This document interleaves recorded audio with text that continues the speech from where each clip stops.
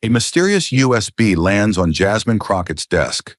Inside evidence that dozens of federal cases had been tampered with.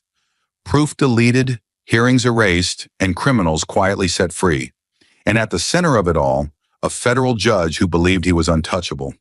When Jasmine Crockett exposed the dark alliance between the courts and corporate power, she didn't just risk her career, she put her life on the line. When justice is corrupted from the very place it's meant to be protected, who will rise? And who will be silenced first? Stay with us. This is a story worth every second of your time. The morning air was thick with humidity, pressing against the tall windows of Jasmine Crockett's modest downtown office. The city hadn't fully woken yet, just the low growl of garbage trucks and the distant wail of a siren somewhere in the belly of Dallas. Jasmine stepped inside, her heels sharp against the linoleum, the faint smell of stale coffee still lingering from the night before. On her desk sat something she didn't remember leaving, a clear plastic evidence bag. Inside, a single black USB drive, unmarked, anonymous, silent. No note, no sender, just there. Her brow furrowed. She'd seen plenty of anonymous tips before. Half were hoaxes, a few were traps. But something about this one sent a cold ripple down her spine. This wasn't a prank. It felt like a message. She stood frozen, fingers hovering inches above the drive. The room suddenly too quiet. Jasmine Crockett was no stranger to pressure. She had survived courtrooms filled with condescension, crosshairs disguised as questions, and a justice system that often turned its back on those who looked like her. As a former federal prosecutor turned civil rights attorney, she knew the difference between noise and threat. This was the latter. She glanced toward the door, then slowly reached out, her fingertips brushing the plastic. She hadn't built her reputation on fear. She had built it on confronting what others ran from. Still, a voice deep inside whispered, "This is different. This is the kind of thing that ruins careers or buries people." Her hand closed around the drive. Her pulse quickened. And without another word, she locked the door behind her. She didn't blink as the folder opened. The name alone, Westfield cases, red flags, felt like a warning. Jasmine clicked in, expecting messy files or vague claims. But what she saw was worse. Everything was organized, clean, deliberate. Subfolders were labeled alteration logs, dismissed without hearing, suppressed evidence, and manual overrides. It looked less like a tip and more like an inside report, one that someone wanted to stay hidden forever. She opened the first document, a spreadsheet. At first it seemed normal, case numbers, dates, court records. But then it got strange. There were columns called edited, removed, and no explanation. Dozens of cases had been taken off the court schedule or moved without notice. Some hearings were quietly erased. Motions filed by prosecutors had been replaced with empty spaces, and each change showed the same user behind it, T. Westfield. Her heart beat faster. She opened another file, this one from a criminal case involving illegal weapons. Jasmine remembered a case like this during her time as a prosecutor. The evidence had been strong. Weapons, witnesses, even a full confession. But this version of the case ended differently. It was dismissed. No trial, no explanation, no notice sent to the prosecution. A tiny note on the file read, "Dismissed per discretion, no record." Jasmine leaned back, stunned. This wasn't a legal judgment, it was a cover-up. A man who should have gone to prison had been set free, and no one had questioned it. She kept reading. The deeper she looked, the worse it got. One folder held internal emails. She opened one. A message from a court clerk talking about a priority list of cases that needed to be quietly closed. The subject line, "Per Judge W, expedite." Attached was a list of 20-plus case numbers. Jasmine recognized some of them. Big cases, public cases, where prosecutors had suddenly lost key evidence or had no time to prepare. She had thought it was bad luck or poor handling. Now she saw the truth. It was sabotage. The most shocking file came from a folder named Clerk Log Access. It tracked every time someone opened, changed, or downloaded a court file. Some edits were made at 3 a.m. on weekends, or even on federal holidays, times when the courthouse was closed. The changes were made from judge-level accounts. It was impossible to call this a mistake. Someone had planned it all. Every deleted hearing, every missing file, every dropped case pointed back to one person, Judge Thomas Westfield. The man praised for his honor and efficiency was behind a system of manipulation. Jasmine stared at the screen, feeling the truth settle over her like a cold fog. This wasn't just a legal failure, it was betrayal at the highest level. The deeper Jasmine dug, the uglier it got. Just when she thought the altered case files were the heart of the scandal, she stumbled onto something even more disturbing. An email chain buried 3 folders deep, tucked away in a mislabeled directory called Archived Notes, Budget FY. It looked harmless at first, but once she opened it, the tone shifted instantly. These weren't administrative memos or scheduling updates. The sender was Samuel Knox, the longtime clerk to Judge Thomas Westfield. But the recipient's email address wasn't government-issued. It belonged to a private domain, encrypted, masked, and routed through a proxy server located outside the U.S. Jasmine's software flagged it. civicbridgestrategies.net. She stared at the name, her heart skipping. She had heard whispers of that group before, always in the same breath as powerful law firms, hush money settlements, and politicians who never got indicted. Now it was no longer a rumor. It was in her hands. She began scrolling through the messages, each more damning than the last. Knox's tone was casual, like someone ordering from a menu. He used phrases like, "This one's being watched, need a delay," or "We'll need Westfield to redirect sentencing, too much visibility." In one thread, the clerk confirmed receipt of executive preferences tied to a fraud case involving a multinational pharmaceutical company. Another referenced a civil suit against an energy firm being not ideal for precedent. Jasmine's stomach turned. These weren't just unethical suggestions. They were instructions, delivered to the judicial office from an outside influence with money and power. Every case mentioned had public impact, real victims, real consequences. And here they were, reduced to bargaining chips between a federal court and a shadowy lobbying firm with ties to corporate giants. Digging deeper, Jasmine found internal attachments, talking points, press strategy memos, even draft rulings with placeholders like insert softer language reliability. It was all there. She recognized the names of law firms in BCC fields, firms known for defending oil conglomerates, telecom monopolies, and private military contractors. Some of the cases had vanished from court calendars weeks before trial dates. Others had been delayed repeatedly, then quietly dismissed. All under Judge Westfield's oversight. Jasmine clenched her jaw. These weren't coincidences. This was a deliberate manipulation of justice, orchestrated by people who believed they were too powerful to ever be held accountable. And every trace of it led back to Westfield's chambers, the very desk where he once gave speeches about impartiality and honor. She could feel her chest tighten. This wasn't just corruption. This was betrayal on a national scale. What struck Jasmine most wasn't just the scope of the influence. It was how normal the email sounded. The tone was businesslike, efficient, void of guilt. They weren't hiding their intent. They didn't think they had to. In one message, a Civic Bridge executive wrote, "We'll need Westfield's discretion again. Phase 2 of the litigation strategy starts next quarter." Just like that, like he was talking about stock options. Jasmine couldn't shake the feeling that this wasn't rare. It was routine. This wasn't the exception. This was the way the game had always been played, only now she had proof. And the question echoing in her mind wasn't, "Can I expose this?" but "Who else already knows?" and stayed silent. But the moment Jasmine began compiling the evidence, carefully linking altered case logs to email exchanges, building out timelines that exposed judicial interference and corporate collusion, the atmosphere around her shifted. She wasn't just investigating anymore. She had become a threat. It started quietly. Her laptop slowed without reason, encrypted folders took longer to open, and backup drives would occasionally fail to mount. At first, she told herself it was just stress or system overload. But then, late one night, as she worked alone in her office under flickering fluorescent lights, a message appeared across her screen.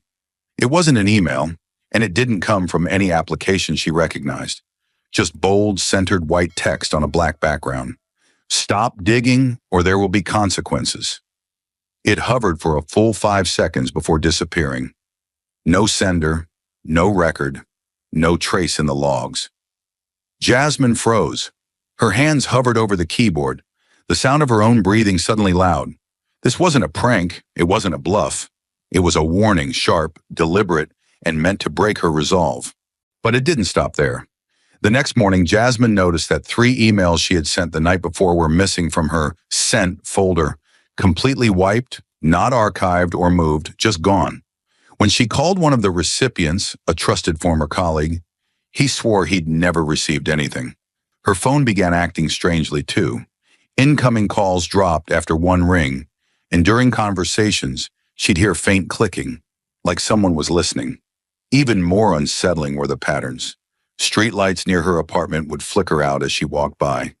A black SUV began appearing outside her building at the exact same time every night. Engine off, windows tinted.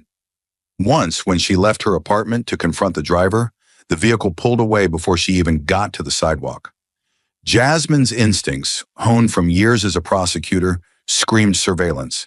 She had prosecuted men who used these exact tactics to intimidate witnesses. Now those same tactics were being turned against her. She took extra steps, disabling GPS on her phone, using burner laptops for sensitive work, encrypting her cloud backups with triple-layered keys. Still, the interference grew bolder. One afternoon, she received a package at her office. No return address, no postage. Inside was a blank flash drive and a printed photo, a zoomed-in image of her sitting at her desk, taken through the office window. No note, no message, just the photo. Jasmine's heart pounded as she scanned the room, then the street outside. They weren't just warning her now, they were showing her how close they could get. Every step forward in her investigation was being matched by someone else's step closer to her. It wasn't paranoia, it was precision. She had seen what real intimidation looked like in federal cases. This wasn't amateur, it was orchestrated. Despite everything, Jasmine didn't back down, but the weight of it began to take its toll. She slept in 90-minute stretches, never fully relaxed. She started avoiding public spaces, leaving through back exits, rerouting her commute every few days. Friends noticed she was quieter, more alert, always scanning, but she said nothing, because she knew speaking too loudly, too soon, would only invite more pressure. And this time the stakes weren't just about a single case, or even one corrupt judge. This was about a system infected from the inside. And the further she went, the clearer it became. They didn't fear the truth. They feared her ability to prove it. The threats didn't break her. They sharpened her. Jasmine knew that if she was going to survive this, and more importantly, expose it, she couldn't do it alone. After triple-checking her devices for spyware and rerouting her communications through a secure VPN, she reached out to 3 people she trusted with her life, each one chosen for a reason. One of them was Noah Reyes, a former black hat hacker turned whistleblower. Years ago, he'd helped Jasmine crack a brutal trafficking ring that had been protected by corrupt local officials. Now she needed him again, not just to trace digital fingerprints, but to verify every line of code, every metadata string, every login timestamp that could prove the system had been hijacked from the inside. They met in person, in a rundown co-working space with no surveillance cameras and one entrance. No cell phones, no Wi-Fi, only air-gapped laptops and encrypted drives. Jasmine handed Noah the USB, her voice low but steady. "I need you to break it open, and I need it clean." The deeper they went, the clearer the pattern became. Together with a small, tight team, 2 data analysts and 1 retired federal investigator, they began building a case matrix, a visual map of manipulation. Every thread of interference was plotted. Altered dockets, vanished hearings, questionable dismissals. Names started repeating. Law firms, judges, corporations, and in the middle of it all, always, was Westfield. Noah confirmed that several file entries had been modified remotely, off the record outside normal working hours, using elevated access credentials that didn't match the court's internal schedule. Jasmine's team layered these findings against public court calendars and press releases, exposing blatant contradictions between what was officially reported and what had actually occurred. This wasn't negligence, it was design. And the evidence wasn't just damning, it was airtight. Then came the break she didn't expect. While reviewing archived case folders Noah had recovered from a scrub server, Jasmine found references to internal surveillance footage, camera logs from inside the courthouse. She filed a quiet request through a contact still working in judicial IT, someone who owed her a favor. Days later, a flash drive arrived in a blank envelope. On it were several clips from courthouse security feeds, grainy but clear. One showed Westfield's clerk meeting a man in a suit near a restricted file room. After hours, no security badge swipe, no official entry. Another showed what appeared to be a document handoff, quick and quiet, beneath the staircase near the judge's chambers. Jasmine watched each clip in silence, her jaw clenched, her fingers digging into the edge of the desk. This wasn't just tampering with files. It was covert activity, happening inside a federal building, under everyone's noses. She now had digital proof, live footage, forensic data, and a clear pattern of abuse of power. The only thing left was to present it, to the one place that still had the authority to do something about it. The Federal Judicial Oversight Committee. With the full weight of her evidence prepared and danger pressing in from every angle, Jasmine Crockett entered the closed-door hearing before the Federal Judicial Oversight Committee. No reporters, no cameras, no live feed, just cold fluorescent lighting, a long mahogany table, and 7 figures in dark suits waiting to hear what she had to say. The room was silent, sterile, and charged with unspoken judgment. Jasmine sat alone at one end, her back straight, a thick file of documents neatly organized in front of her. Her breath was steady, but her heart pounded beneath her blazer like a war drum. Across from her sat individuals who had once applauded Westfield's rulings, who had signed off on his promotions without question. Now they were being asked to look again, to listen, and to acknowledge the monster they may have helped create. When the chairwoman finally spoke, "You may begin, Ms. Crockett." Jasmine looked up, met their eyes, and stepped directly into the fire. But just as Jasmine finished her presentation, just as the weight of her evidence settled over the room like a thundercloud, Judge Thomas Westfield struck back. The moment was calculated, rehearsed. He didn't waste time challenging the documents or disputing the video footage. Instead, he went straight for her character, knowing that in rooms like this, when truth is too sharp to dull, the next best weapon is discrediting the messenger. He leaned forward in his chair, face composed but eyes cold. "Let's be honest with ourselves," he began, voice smooth as glass but laced with venom. "This isn't about judicial misconduct, it's about political ambition, about one woman using her race and gender to paint herself as some kind of hero." A pause, then the knife. Ms. Crockett isn't here to expose corruption. She's here to build a name, stir outrage, grab headlines. Her entire narrative hinges on identity, not evidence. There was a beat of silence in the room, thick and uncomfortable. One of the committee members shifted in his seat. Another looked down at her notes. Westfield's tone didn't rise, but it didn't have to. His message landed like a slap. He wasn't just trying to defend himself. He was trying to reduce Jasmine to a stereotype, to a political prop, to a woman playing the race card. He knew what he was doing. In a system that had long rewarded the polished and punished the bold, this was the oldest trick in the book. Make her fight to prove her integrity instead of defending her facts. Jasmine sat perfectly still. Her spine didn't move. Her eyes never left him. Because this wasn't the first time she'd been spoken to like that. This wasn't the first time she'd walked into a room with more to prove than the man across from her. But it might be the last time someone like him got away with it. Jasmine took a slow breath, not rushed, not defensive. And when she finally responded, her voice was calm, but it cracked through the air like thunder. "Your Honor," she said, her words deliberate, "I didn't come here to play politics. I came here to expose the truth. And while you accuse me of ambition, you've been selling justice to the highest bidder.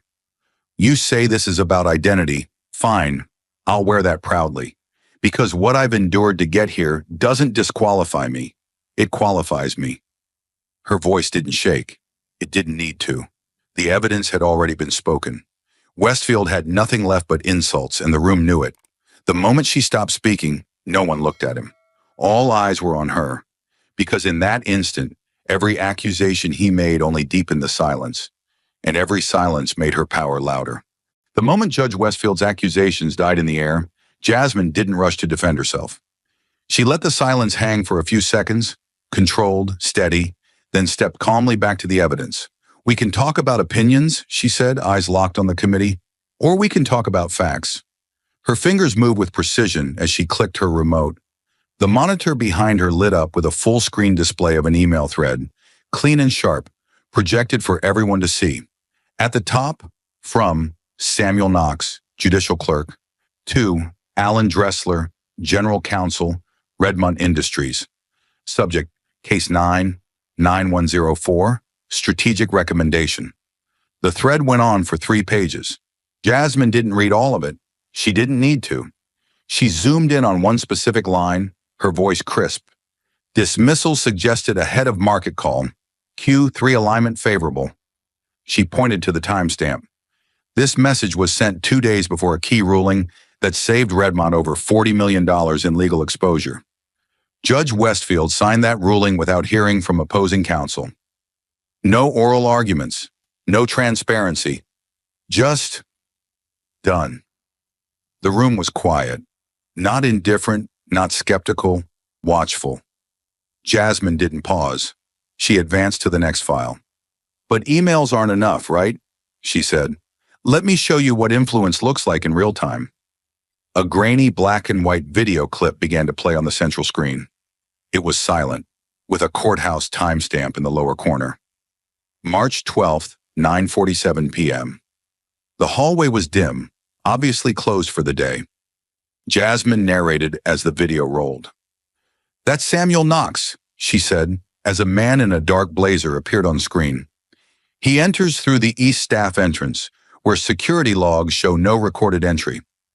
10 seconds later, another man walked into frame, pausing briefly before continuing forward. "That's Alan Dressler, Redmont's chief legal officer. He has no official court appointment on record that week. He's not on the visitor list. And yet..." Jasmine clicked to pause the frame. On screen, Knox and Dressler stood facing each other. Knox extended his hand. Dressler passed him a thick white envelope. Jasmine said nothing for a beat. Then, "There's no log of this meeting. No documents filed, no justification. Just a handoff in a restricted corridor after hours." She looked at the committee members one by one. If this were a private deal, it'd be a contract negotiation. But this happened inside a federal courthouse. That envelope changed someone's future. Maybe several. She clicked again. The video ended. The monitor went black. But the silence didn't lift. It deepened. No one moved. Even the air in the room felt heavier, because no one could pretend anymore that what they were seeing was theoretical. She turned back to the panel.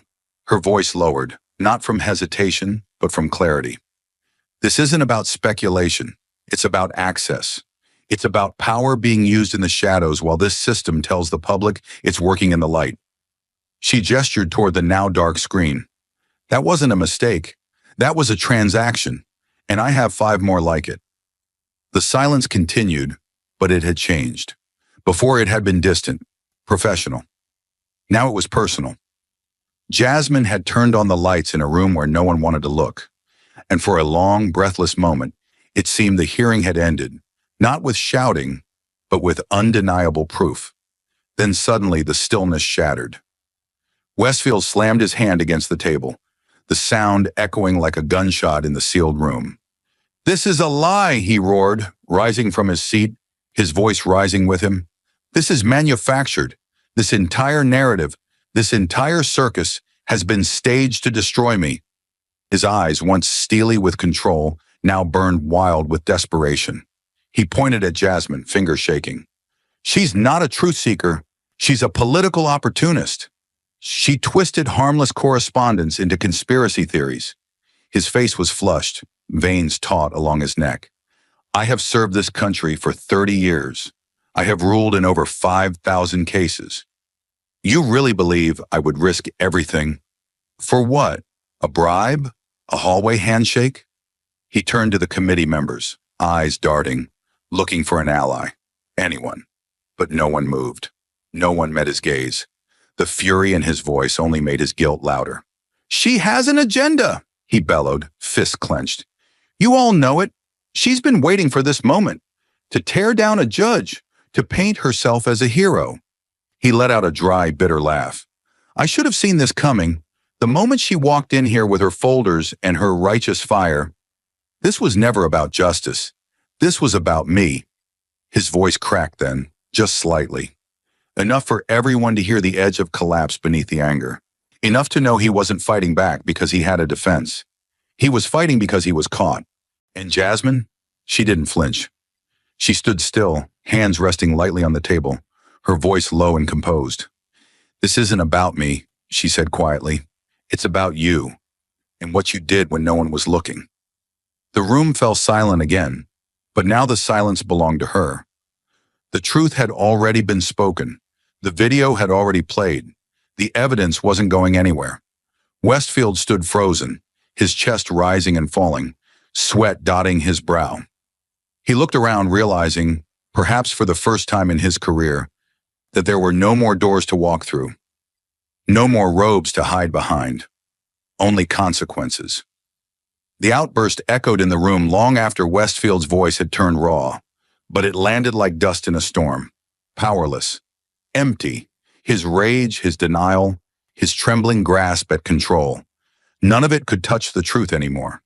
The email chain still hung on the screen. The video footage had played in full view. The man in the tailored suit handing over an envelope. The clerk reaching out like it was routine.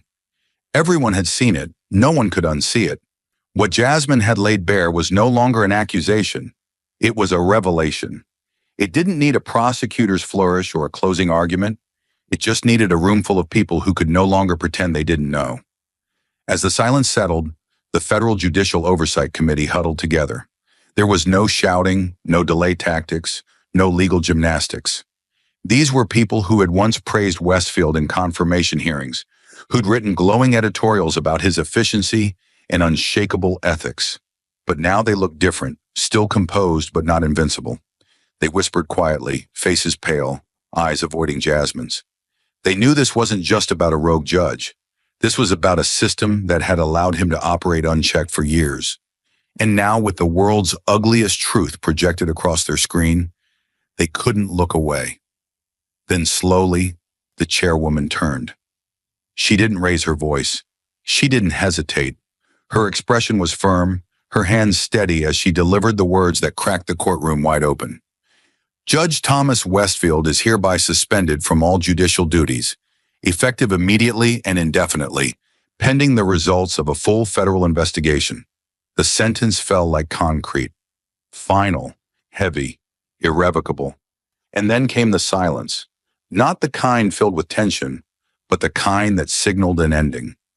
Westfield stood for a moment, his posture stiff, eyes wide with something between disbelief and humiliation. Then, as if a string had been cut inside him, he slowly sank into his chair. He didn't protest. He didn't shout again. His lips tightened and his gaze dropped to the polished wood grain of the desk, as if staring hard enough might erase everything that had just happened. But it was too late. The shield of reputation had shattered. The black robe, once a symbol of absolute authority, now hung on his shoulders like a costume he could no longer claim.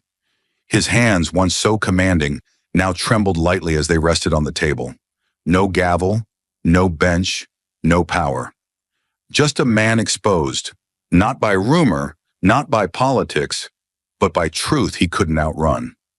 Jasmine watched him in silence, unmoving, composed. There was no need for triumph, no need to speak, because in that moment, everything she had fought for, every slammed door, every condescending remark, every moment she'd been told to wait her turn, had led here. She wasn't just a witness to Westfield's fall.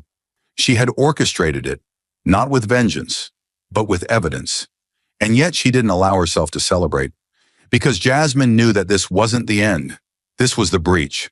a fracture in a stone wall that had stood for too long, built on silence and protection and privilege. She had forced that wall to crack, but beyond it, there were still others. Still judges who'd turned blind eyes. Still clerks who whispered instructions in shadowy corners. Still victims whose stories never made it to a hearing. What came next would not be easy. It would not be safe, but it would be necessary. As Westfield sat collapsed under the weight of the truth, Jasmine remained standing, not above him, not over him, but in full view of the system that had tried to ignore her, and now it could no longer look away. Following the suspension, word spread like wildfire, not in headlines or breaking news alerts, but through encrypted channels, whispered phone calls, and internal bulletins few ever got to read. The Department of Justice was watching. Within 48 hours of the hearing, the Office of the Inspector General quietly requested access to the files Jasmine had presented to the Federal Judicial Oversight Committee. Not a polite request, a federal directive. The nature of her evidence, the depth of her documentation, and the brazen clarity of the crimes had turned what once looked like a personnel scandal into something much darker, much larger. This wasn't about misconduct anymore. It was about systemic manipulation, the kind of manipulation that crossed state lines, involved lobbyists with national contracts, and threatened the very definition of a fair trial. For Jasmine Crockett, the news came in the form of a single sentence, spoken over a secure line. They're opening a full federal investigation, officially. She didn't smile. She didn't exhale, because she knew exactly what that meant. This wasn't vindication. This was escalation. The DOJ doesn't open full-scale investigations into sitting federal judges unless the evidence is damning, and the political stakes are volcanic. The system was beginning to turn on itself, slowly, cautiously, like a machine unaccustomed to self-correction. Jasmine had forced that first turn, but now the momentum was out of her hands. And the people who once whispered warnings to her were now the ones being summoned behind closed doors for questioning. Subpoenas began landing within days, not just for Westfield's staff, but for individuals Jasmine had only suspected. Corporate counsel from Redmont Industries, former aides who had mysteriously resigned over the past year, and at least 2 senior partners from a lobbying firm that had never appeared in a courtroom, but had long shaped what happened inside them. Digital forensics teams were brought in to retrieve deleted server logs, metadata from sealed files, internal courthouse communications, even badge swipe records from restricted areas. Every trace was now evidence, and every person who had once operated in the safety of silence was now one email away from being implicated. Meanwhile, media outlets caught the scent of something deeper. Though the hearing had been closed to the public, someone inside the committee leaked fragments, just enough to raise questions. An unnamed source hinted at video footage that raised serious questions about the integrity of rulings. Another article cited alarming patterns across multiple federal cases. No names yet, no proof. But the whispers had already infected the air. The words judicial corruption and federal judge under investigation began circulating on cable news panels. And with them came another word, one Jasmine hated more than any other, allegedly. Because even now, with a mountain of proof, Jasmine was watching the system retreat to its old instincts, hedging, softening, couching its response in language that protected power. While men like Westfield got time, discretion, and formal reviews, women like her, especially women who looked like her, were still scrutinized like defendants. Every move she made now, every word she said to the press or typed in an internal memo had to be surgically precise, not just to protect her case, to protect herself. Because though the DOJ had stepped in, she knew how many ways this could still be buried. Investigations could stall, witnesses could backtrack, documents could disappear, and worse, she could become the story instead of the evidence. Security around Jasmine tightened without her asking. A plain black SUV began idling outside her office during working hours. Her phone calls were rerouted through encrypted systems.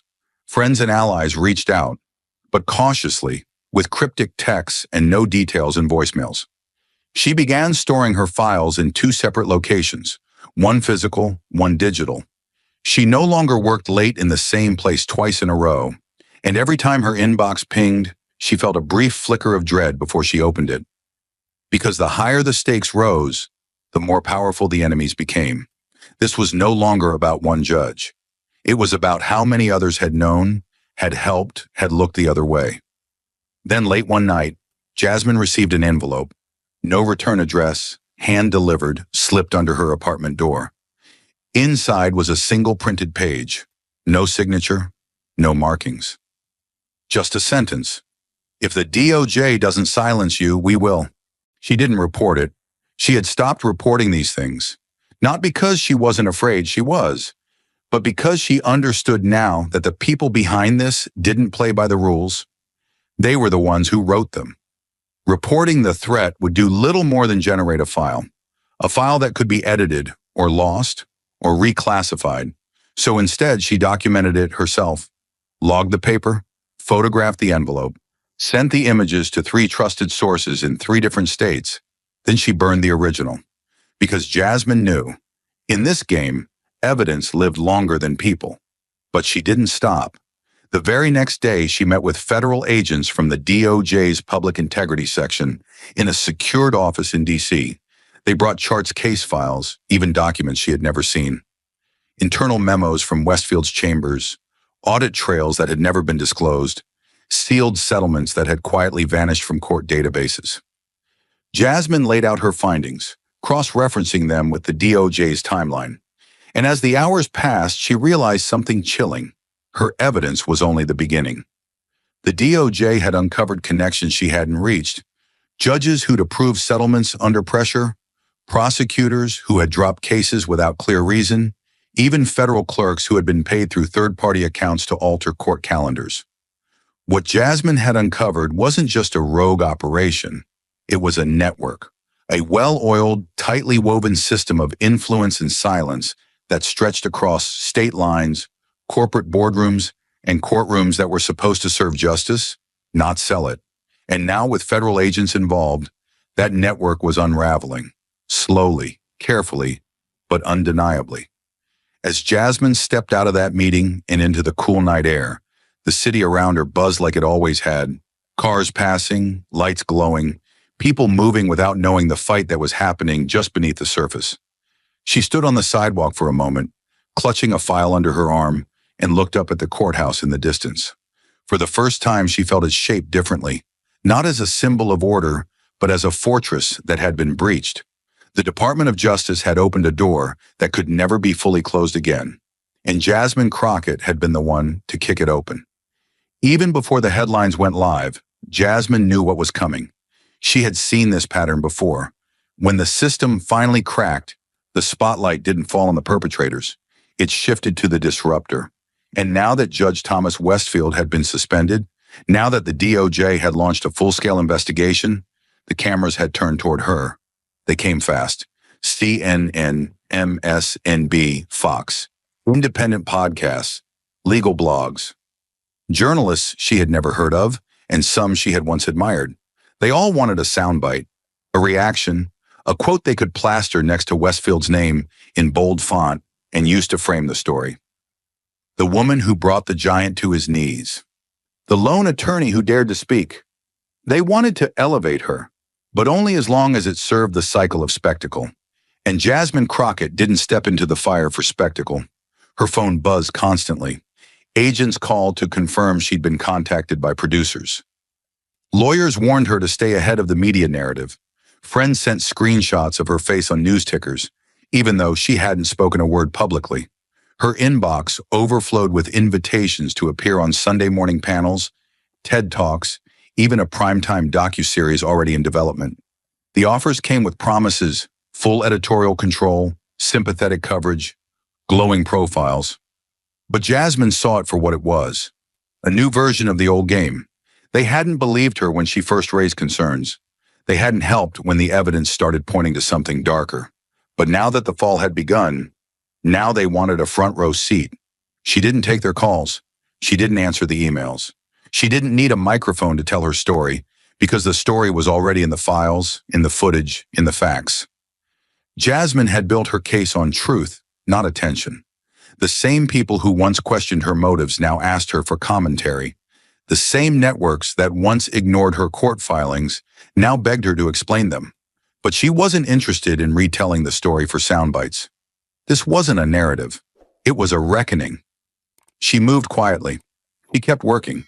She reviewed each update from the DOJ investigators, filed cross-references to new subpoenas, and flagged inconsistencies in statements from Westfield's former staff.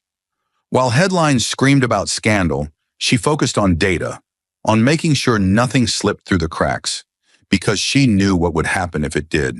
She'd seen it before. Public fury fading too fast, accountability giving way to fatigue. A few weeks of outrage, then silence. Then survival for the ones who caused the harm. That's what she was really fighting, the system's ability to forget. One night after back-to-back briefings with investigators, Jasmine returned to her apartment. It was almost midnight. Her windows were dark. Her street was quiet. She dropped her keys on the table, kicked off her heels, and stood alone in her living room, staring at the blank wall where a TV used to be. She had taken it down months ago, the day she received her second threat letter. She didn't want noise anymore. Didn't need flashing lights or talking heads debating the validity of truth. She had facts. She had evidence. She had done what no one else would. She opened her laptop, not to check the news, not to reply to any of the media requests, but for one thing and one person. She navigated to her inbox, pulled up a blank email, and began typing. Not to the press, not to the DOJ, not to any publication asking for a quote. The message was for Maya Bennett, her closest confidant, another Black attorney who had once shared the same courtroom benches, the same exhaustion, the same side eyes from colleagues who smiled too wide when they said ambitious. Maya had stood with her during the early days, back when Jasmine was mocked for filing motions that read like manifestos, back when Westfield was still untouchable, and her warnings were brushed aside as emotional overreactions. Maya had believed her when no one else did. The email was short, honest, quiet. There was no victory lap, no dramatic punctuation, just a single line. I only did what the law once taught me. No one stands above the truth. She stared at it for a long time, not because she doubted it, but because in a world where truth had become optional, the sentence felt almost dangerous. Then with one final breath, she hit send. No press conference followed, no exclusive interviews, no applause, just silence. But this silence didn't come from avoidance. It came from control, her control. Jasmine knew what the media would do with her voice. They would take her rage and turn it into ratings. They would clip her strength into digestible segments, soften her certainty into claims, and place her face beside a man's crimes like it was a story of equals. But she wasn't equal to Westfield. She wasn't the other side of a scandal. She was the reckoning, and reckoning doesn't need a microphone. Outside, the city continued as always, horns blaring, streetlights flickering, lives moving forward as if the system hadn't just been cracked open, as if a man who sat on the highest bench hadn't just been dragged down by the truth he once claimed to uphold. But Jasmine didn't need the world to change overnight. She knew that real justice was slow, quiet, and dangerous. It didn't arrive with applause. It arrived with resistance, and it arrived alone. The next morning, she deleted the rest of the interview requests, not because she was hiding, but because she had already said what mattered most. And it wasn't for headlines. It was for history. Weeks had passed since the storm. The headlines had cooled, the news cycles had shifted, and the world, as it always did, began moving on. Westfield's name still trended from time to time, attached to words like ongoing investigation and possible indictment, but the fire that had once burned through every newsroom had dimmed. The machine was already trying to forget, but Jasmine Crockett hadn't. While the noise quieted on the outside, inside her office, her mind stayed sharp, her hands busy. She was still building, still cataloging, still testifying. The battle hadn't ended. It had simply moved underground, into legal trenches and sealed briefings. And yet, for all the calls she had ignored and interviews she had declined, she wasn't prepared for what arrived one gray Thursday morning. Her mail was usually filtered, most of it intercepted by security or her paralegal, who had learned to discard anything without return addresses. But this envelope had made it through. Plain, handwritten, no name, no postage stamp. Just her name in neat cursive across the front. Ms. Jasmine Crockett. Something about it felt different, not dangerous, but deliberate. She hesitated, fingers brushing the edge before she slid a letter opener under the seal. Inside was a single sheet of lined notebook paper, folded once carefully. No typed text, no dramatic language, just a simple message written in a slightly shaky hand. Because of you, my son, buried and forgotten by the system, finally has his name back in the record. Thank you for fighting for those no one ever listens to. That was it. Jasmine stared at the page, her breath catching in her throat. There was no name, no date, no details, just a mother's voice, quiet, anonymous, and devastatingly real. And in that moment, it hit her harder than any hearing, any verdict, any confrontation with Westfield or the committee. Because this was who she had been fighting for all along. Not the press, not the politics, not the courtroom egos or reputation games, but for the forgotten, the redacted, the erased.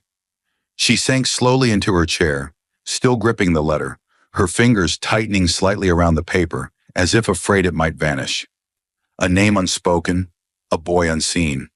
She didn't know who he was. She didn't know the case, the circumstances, or the verdict, but she didn't need to. She knew the type.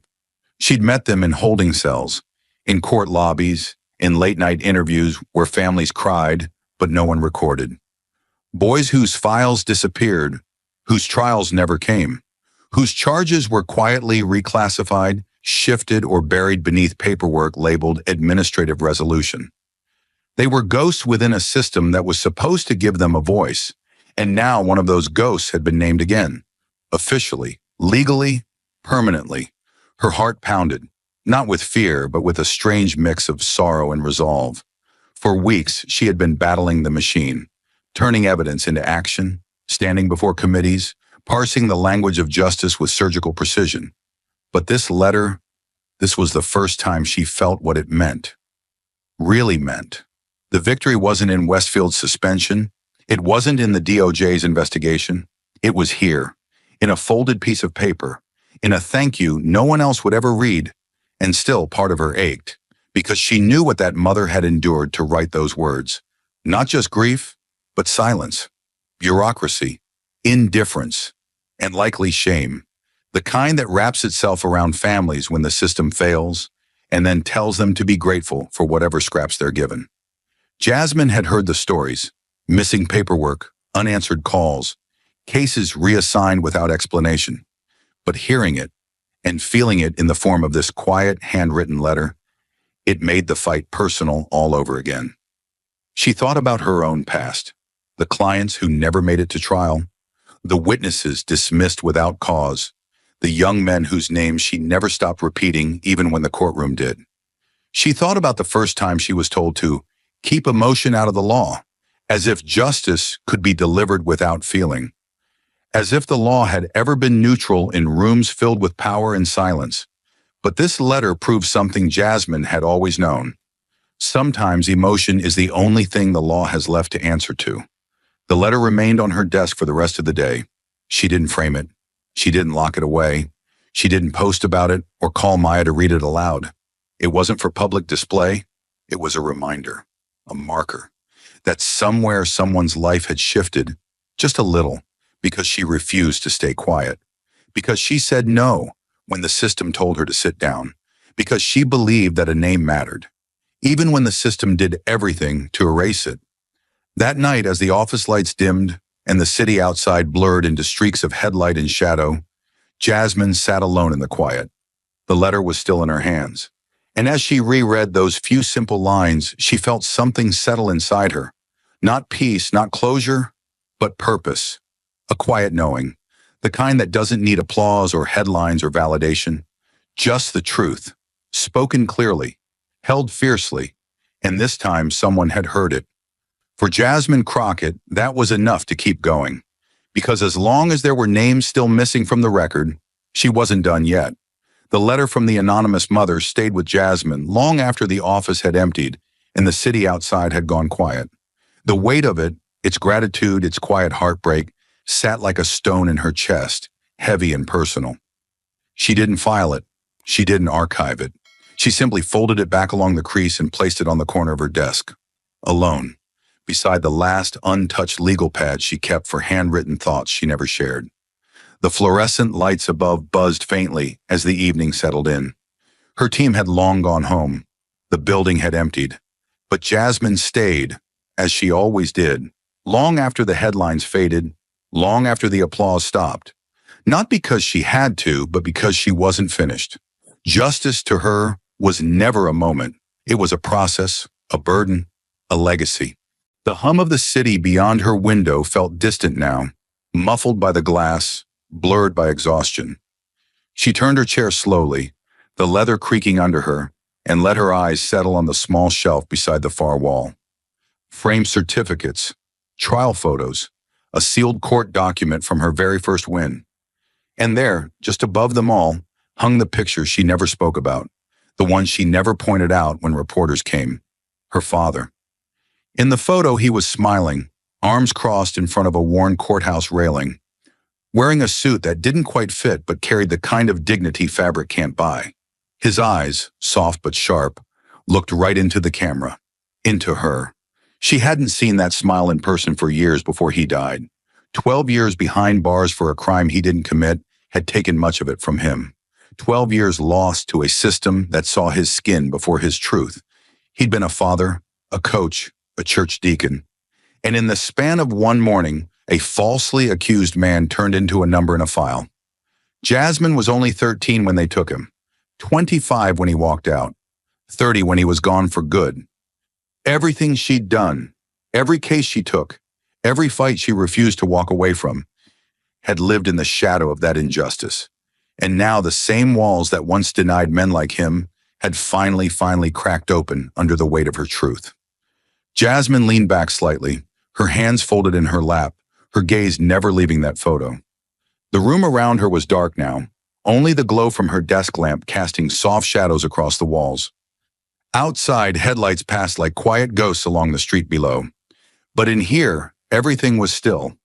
Kind of still that only came at the end of something enormous. A stillness earned through fire, loss, and persistence. She opened her mouth, barely above a whisper, the words caught somewhere between breath and memory. "I did it, Daddy," she said. A pause. Then the truth of it landed. "I did it. I brought one of them down." Her voice didn't shake, but her eyes did. She didn't cry. Not the way people expected grief to look. She just breathed, deep, measured, as if exhaling 12 years of injustice, 12 weeks of hearings, and 12 hours of silence all at once. "You told me not to stop until they listened. You said if I ever got close, the system would try to make me doubt myself. Make me feel like I was crazy, or angry, or in the way. And you were right. They tried. But I didn't stop. I didn't let go." She looked up, her chin lifting just slightly, defiant, not broken. They saw it this time. They had to. They couldn't look away. Her eyes drifted back to his, frozen in time, but somehow still alive in the way only memory allows. "And now, your name's clean. Mine too." The room was silent, but something in the air had shifted, as if for the first time in years, the walls had exhaled with her. She sat there for a while, not moving, not thinking, just feeling. The exhaustion was finally allowed to reach her, now that the war had paused. But even in that stillness, she knew it wouldn't last forever. The system would fight back. It always did. The machine would try to repair itself, to protect those still hidden in the shadows. There would be more names to clear, more cases to unbury, more mothers waiting for someone to care enough to speak their child's name out loud. But for tonight, just tonight, Jasmine allowed herself this moment. No courtroom, no cross-examination, no resistance. Just a quiet room, a framed photo, and the truth that had kept her alive all these years. "I did it, Daddy," she said again, softer this time. "We did it." And with that, she turned off the desk lamp, leaving only the faint glow of the city behind her. and a promise that her fight was far from over. And as the light in Jasmine's office finally faded to black, the city pressing on outside like it always had, there was one thing left behind: the lesson. Not the kind written in law books, not the kind quoted by legal scholars on primetime panels, but the kind carved into the bones of someone who had walked through the fire alone. Jasmine's journey had started not with ambition, but with pain, with a father wrongfully imprisoned, with a system that had failed him, failed others, and dared to pretend it was working just fine. Her story wasn't about heroism, it was about survival, resistance, grit. And the lesson buried in all of it was this: justice is never automatic. It is earned, demanded, and often painfully fought for by the people who've suffered under its silence the longest. Her story exposed a bitter truth that the world too often forgets. Injustice doesn't always wear a villain's face. Sometimes it smiles from behind a judge's bench. Sometimes it walks in polished shoes through federal courthouses. It signs documents, it shakes hands. It makes phone calls in private offices, confident that no one is listening. The corruption Jasmine uncovered wasn't loud or obvious.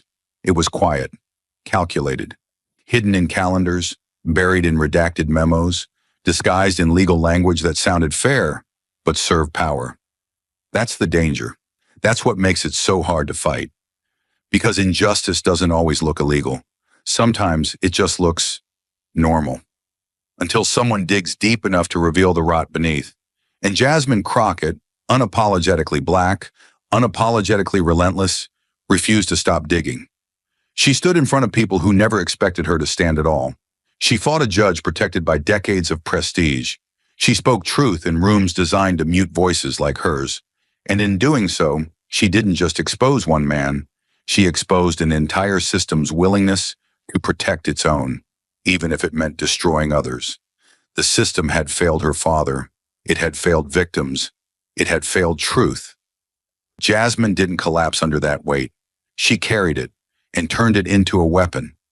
That's what makes her story not just powerful, but human.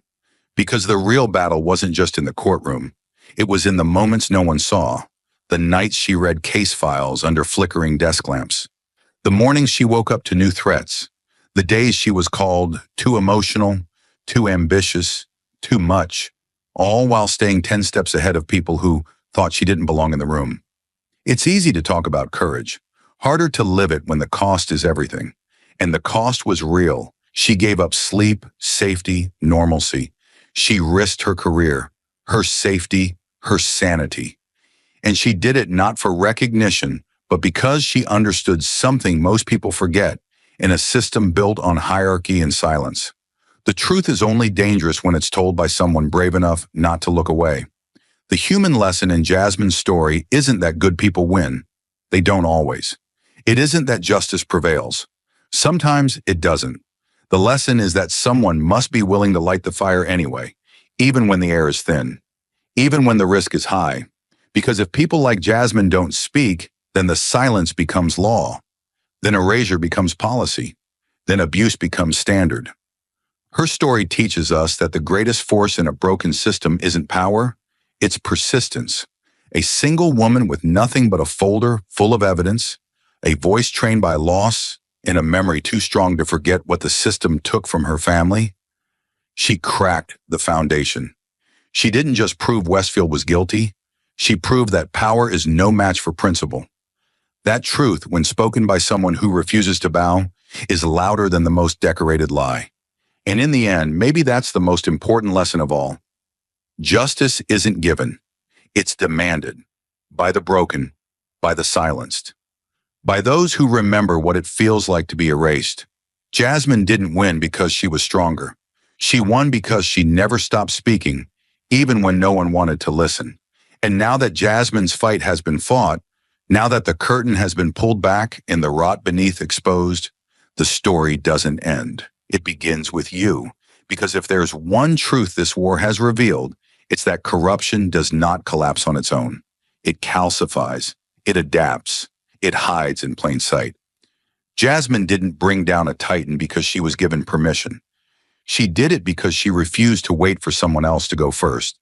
And now the system she cracked open is watching, calculating, preparing to rebuild its walls, unless we stop it, unless we step forward, unless we recognize that injustice only survives when ordinary people decide it's someone else's fight. So ask yourself, how many names are still missing from the record? How many cases have disappeared without cause? How many families are still waiting for someone to listen, to believe, to act? Jasmine's courage was not a performance. It was a blueprint, a call to action, not for lawyers alone, not for journalists or whistleblowers, but for all of us. Because if we don't demand transparency, if we don't question power, if we don't show up when silence feels more comfortable, we become part of the system that buries the truth. And Jasmine didn't risk everything just for the headlines. She did it to remind us what's at stake when we choose comfort over confrontation. So don't let this be just another story that fades. Let it be a beginning. Speak up. Vote like lives depend on it, because they do. Call out injustice when you see it, even when no one's clapping. Protect whistleblowers. Support the fighters. Demand accountability not just when it's popular, but when it's quiet, dangerous, and hard. Jasmine stood alone so that no one else would have to. Now it's your turn to stand. Thank you for watching until this moment and for standing with us on this journey for justice. Your support means everything. Like, subscribe, and turn on notifications so you never miss what's next. And we'd love to hear your thoughts. Leave a comment below and let us know what moved you most in this story. Together, our voices make a difference.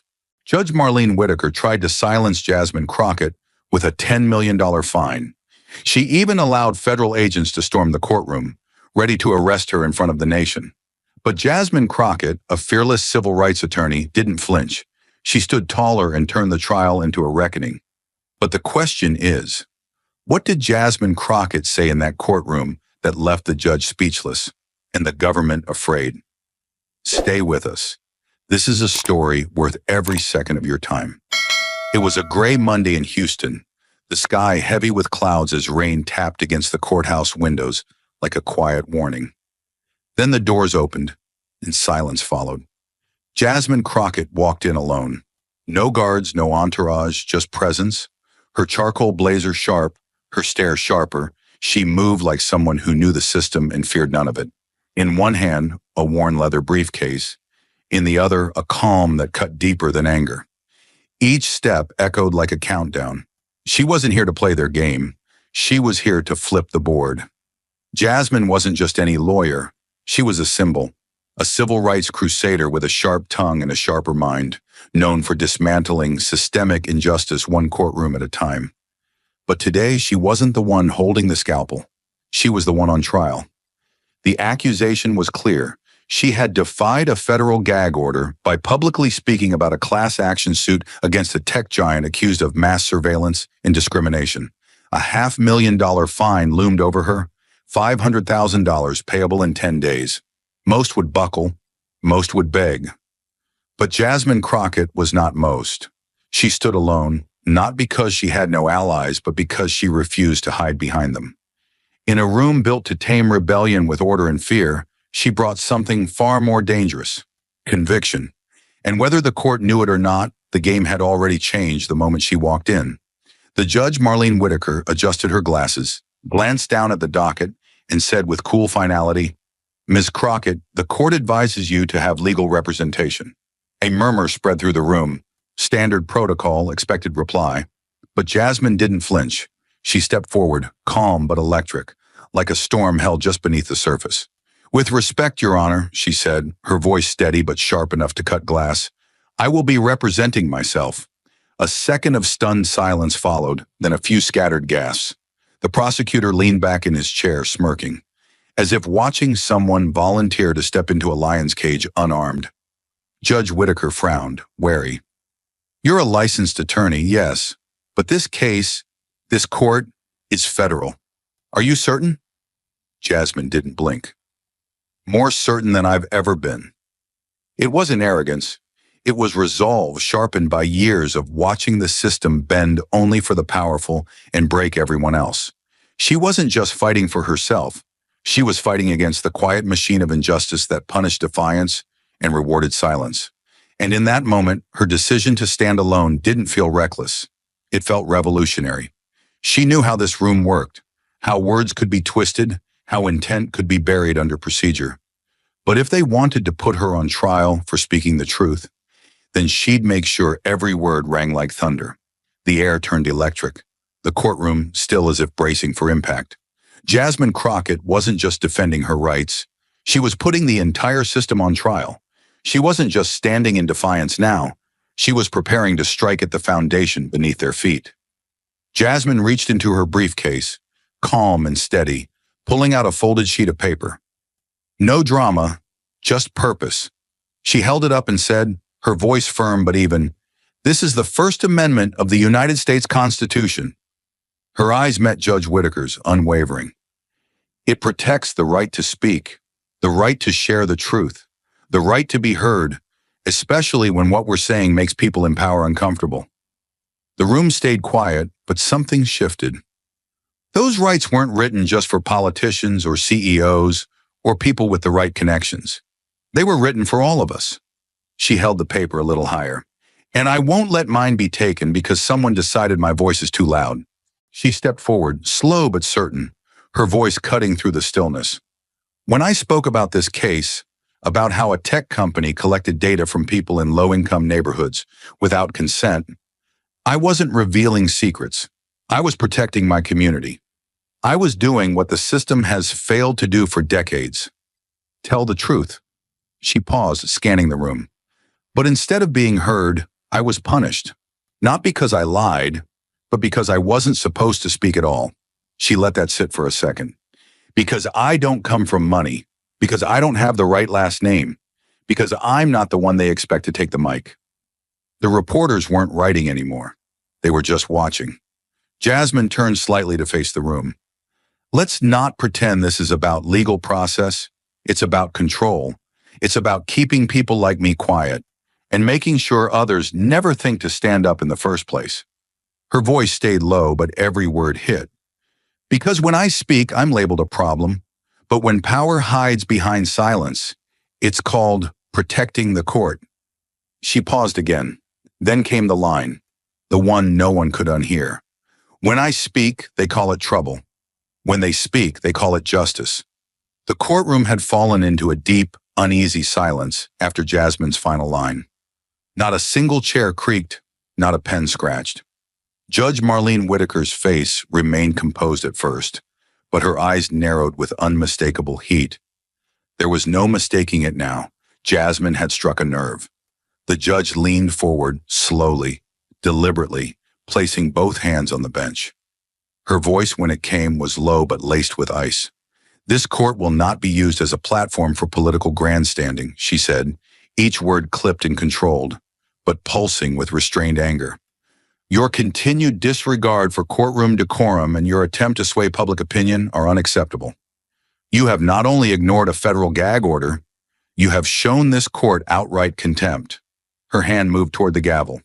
"The original fine of $500,000, she said, pausing, letting the tension stretch, is now increased to $10 million, effective immediately."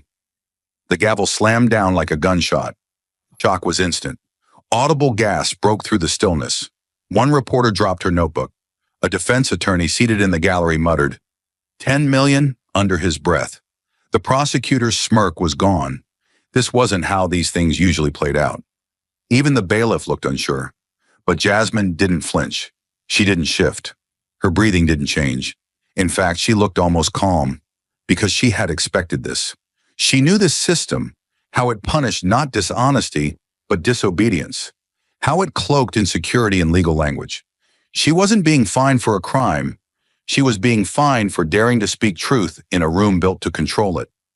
Judge Whitaker didn't look at her like a defendant anymore. She looked at her like a threat. And the courtroom could feel it. The way Jasmine stood tall in the face of that judgment, the way she took that outrageous number and made it feel small. She didn't need to say it out loud. This wasn't about money, it was about fear. The system was afraid of what would happen if a voice like hers couldn't be silenced. And instead of backing down, it had just drawn its sword. But Jasmine? She'd been ready for a war since the day she passed the bar. The gavel had just come down, hard and final, sealing a punishment no one expected. $10 million for words, for refusing to sit down and stay quiet. The room was stunned, some outraged, others simply confused by the scale of the fine. It felt excessive, almost theatrical, like the court wanted to make an example of her. But Jasmine Crockett didn't react the way they expected. No protest, no shaken breath. She reached into her jacket with a stillness that felt almost surreal. The tension in the room was so thick it muted even the sound of her unlocking the phone. Her thumb moved with precision. One swipe, a fingerprint scan, a few taps. No hesitation, no stalling. The screen lit up with a confirmation message. Then, without a hint of showmanship, she raised the phone for the bench to see. Her voice didn't waver. Transfer complete. There was no applause, no chaos, just silence, piercing and absolute. The judge's eyes flicked to the clerk, who checked the monitor and gave a stiff nod. The payment had gone through. Just like that. The fine meant to break her had become nothing more than a line item. But it wasn't the transfer that stopped the courtroom cold. It was what she said next. Quiet but impossible to ignore. The price of freedom isn't silence. It's action. Her tone was even, almost gentle. But the impact hit like a punch to the ribs. Every head in the room turned toward her. Not because she shouted, but because she didn't need to. Her calm carried more weight than rage ever could. The system had tried to humiliate her with a number, to crush her under a dollar amount most people couldn't earn in a lifetime. But Jasmine hadn't even blinked. And that was what shook them, because it wasn't just about having the money, it was about what it meant, that they couldn't buy her silence, and they couldn't punish her into submission. She didn't beat the system by escaping it. She walked straight through the front door and showed it couldn't touch her. The room hadn't yet recovered from Jasmine's last words when the air shifted again, this time darker, colder, heavier. The rear doors of the courtroom swung open, not loudly, but with a kind of finality that stole attention. A tall man in a crisp black suit entered, flanked by silence. No name tag, no expression, just a federal presence wrapped in control. His polished shoes echoed against the floor with unnerving precision as he walked straight past the gallery, his eyes locked on the bench. No one dared speak. Even the judge looked up, her brows tightening at the sight of him. The agent said nothing. He placed a sealed envelope on the edge of Judge Whitaker's desk, like it was a verdict, not a message. She took it slowly, hands steady but tense, and broke the seal. Her eyes scanned the contents. Her mouth hardened. She exhaled once, sharply, then looked down at Jasmine. "Ms. Crockett," she said, the edge in her voice no longer about authority, but unease. "You are to be taken into custody immediately under emergency order issued by the Department of Justice." The courtroom gasped, more forcefully this time. Someone dropped a pen. Someone else muttered, "What?" Jasmine didn't move. Judge Whitaker continued, reading as if forcing the words out. "The stated reason is that your actions constitute a potential threat to national order and may incite civil disruption." Silence fell again, but now it was heavy with disbelief. A national threat? For speaking at a protest? For calling out corporate misconduct? For quoting the Constitution? The logic didn't hold, but the authority did. The moment hung in the air like a final breath before a storm. The agent's step forward was quiet, but it sent a ripple through the room, one that settled in the pit of every stomach watching. The weight of the federal order, the word custody, the threat of being dragged away not for violence, not for fraud, not for harm, but for speaking. Jasmine stood still, her hands relaxed by her sides, her eyes calm. Everyone was waiting for a protest, a plea, a crack in her voice. But what came instead shook the foundation of the room more than any raised voice ever could. She smiled, not wide, not smug, just a small, knowing smile, the kind you wear when the truth is finally louder than the lie. She didn't look at the marshal. She didn't even look at the press. Her eyes locked on Judge Whitaker, unwavering and unafraid. And then, with a voice that didn't rise but somehow filled every corner of the courtroom, she spoke. "They're not arresting me because I broke the law. They're arresting me because I told the truth, out loud, And in front of all of you. She paused, letting the silence stretch so there was nowhere to hide from her words. They're not punishing me because I'm wrong. They're punishing me because I was never supposed to be right. A stunned hush swept across the courtroom like a wave crashing over glass. The federal agent didn't respond, didn't reach for cuffs. He just stood there, caught in the weight of what had just been said. The judge sat still, but her hands gripped the edge of the bench a little tighter now. Even the prosecutor shifted uneasily in his seat, no longer wearing the smug expression that had been there earlier. Jasmine hadn't resisted. She hadn't raised her voice. And yet in that moment, she held the room in a way no badge, robe, or title could. Because she had spoken something that no amount of authority could silence. That truth, when spoken by someone who refuses to be afraid, becomes unstoppable. And everyone in that courtroom felt it. She had just shaken the room with her words. The silence that followed wasn't empty. It was charged, unstable, ready to erupt. The agent stood motionless, caught between duty and doubt. Judge Whitaker seemed frozen in her own authority, visibly rattled by the impact of Jasmine's defiance. It felt like the final moment before the fall, the kind of silence you hear before a verdict is handed down, or a door is slammed shut. The courtroom collectively held its breath. Then, just as the agent shifted his weight and took a half step closer to Jasmine, the doors at the back of the chamber burst open. Not flung open in chaos, but pushed with purpose. 3 figures entered. Crisp suits, measured strides. No panic, no confusion, just control. Jasmine's legal team, not the faceless lawyers the media had speculated about, but her actual defense, hand-picked, prepared, and timed down to the second. Leading them was Marcus Hale, a sharp-eyed civil rights attorney with a long history of outmaneuvering federal overreach. He didn't glance at the agent or the judge. His eyes locked on Jasmine, gave a single nod, then walked straight to the bench with a thick folder in hand.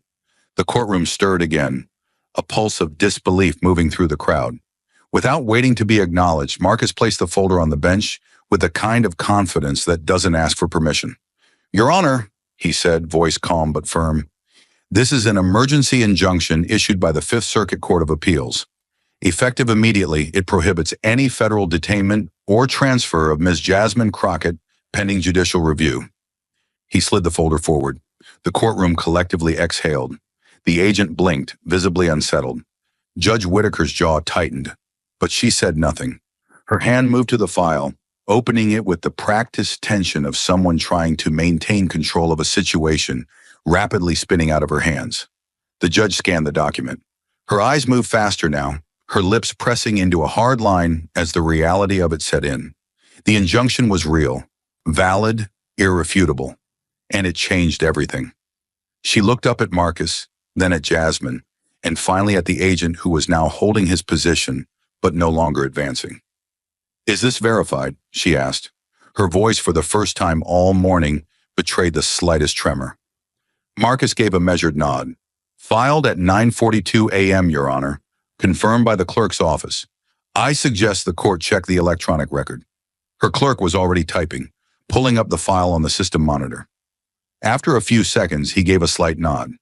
"It's confirmed, Your Honor. It's live and active." That was it. The agent took a step back. No protest, no legal argument, because there was nothing to say. Jasmine Crockett, seconds away from being taken away by federal hands, now stood protected not by luck or mercy, but by preparation, precision, and the law itself. The room didn't cheer. It didn't need to. The silence was victory enough. The injunction may have stopped the arrest, but it didn't stop the conflict. It only changed its shape. Now the room felt like it was holding its breath, waiting to see who would blink first.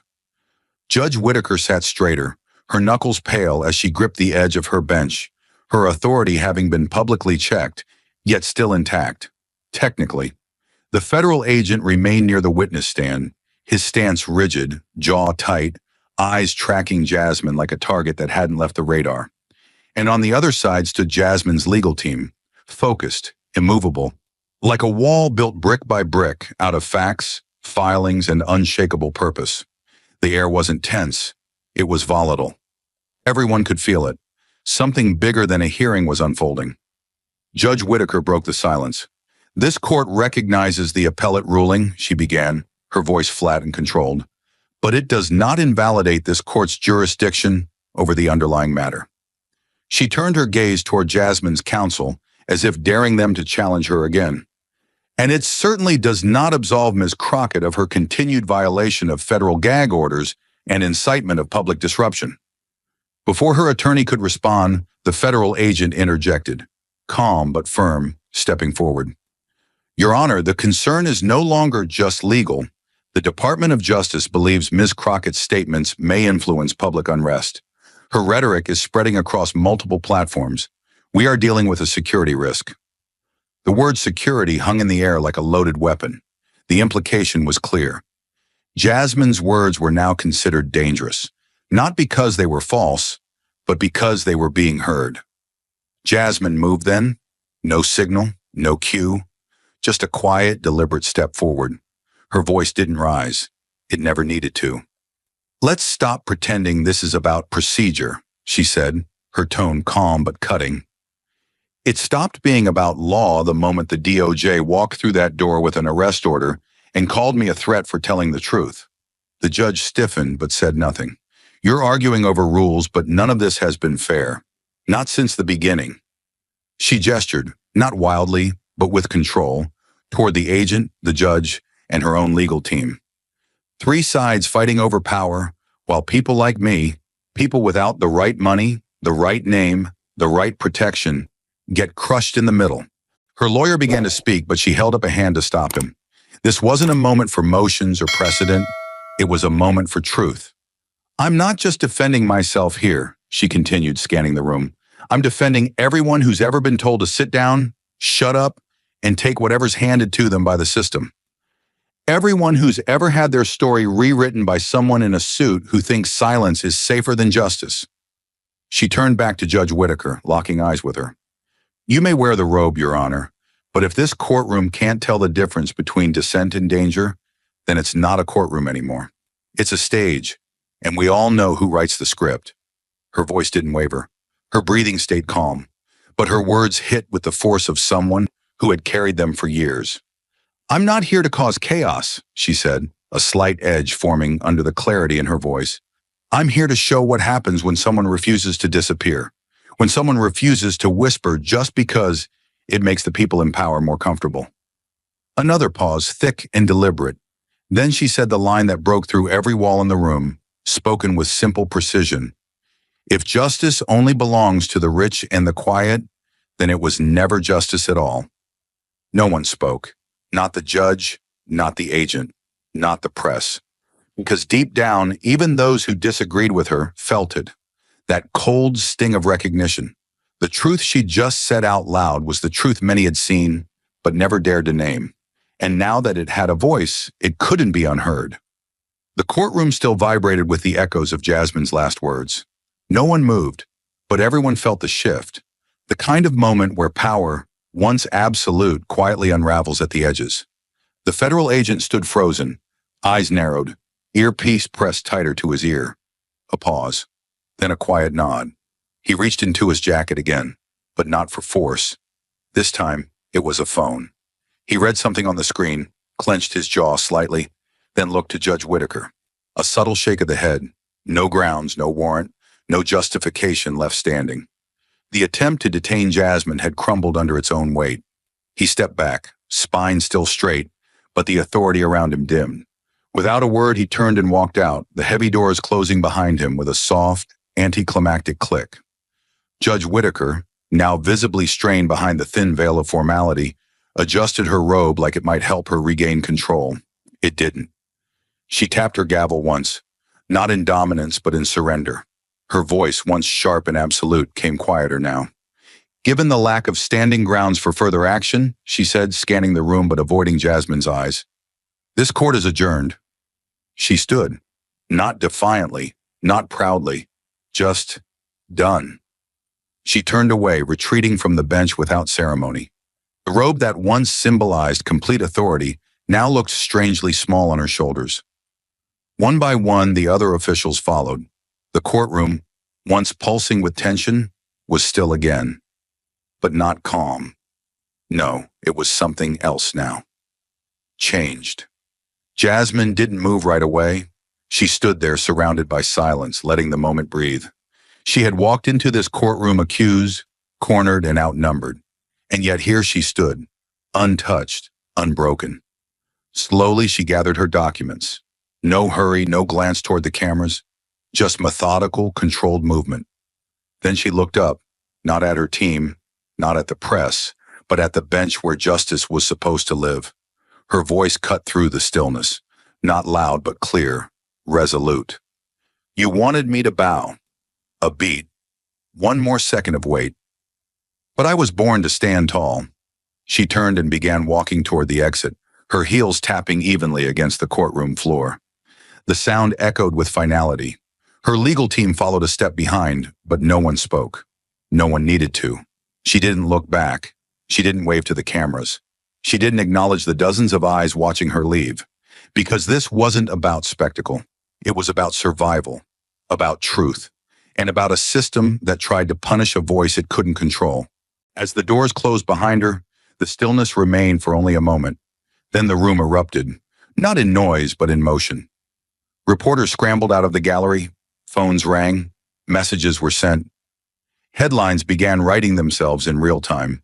Social media feeds lit up. Across the country, televisions played back the footage. Her final line, her walkout, the silent fall of federal force. It was no longer just a courtroom story. It was a national reckoning. Jasmine Crockett walked out in silence. But beyond those walls, something louder had begun. The kind of noise that doesn't fade overnight. The kind that makes the powerful nervous.